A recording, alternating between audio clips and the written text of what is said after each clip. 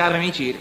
కానీ చిత్రం ఏమిటో తెలుసా అండి, వెంకటేశ్వర స్వామి వారు గుడి బయటికి వచ్చి ఊరిరిగింపుగా మాడవీధులలో తిరిగితే మొట్టమొదట ఆగి నీరాజనం పుచ్చుకునేది ఆ తిరుమల నంబి దేవాలయం దగ్గరే.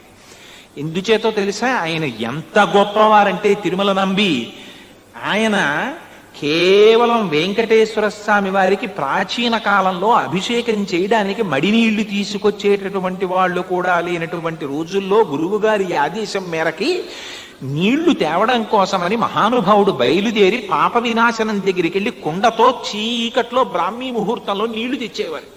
తెస్తుంటే ఒక రోజున వెంకటేశ్వర స్వామి వారు ఆయన భక్తిని పరీక్షించాలనుకున్నారు.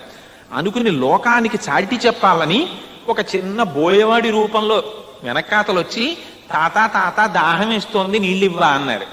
అంటే ఆయన అన్నాడు, ఇవి వెంకటేశ్వర స్వామి వారికి అభిషేకానికి బట్టి పెడుతున్నాను రా, నీకు ఇవ్వడం ఏమిటి, నీళ్లు నేను ఇవ్వనన్నాడు. అంటే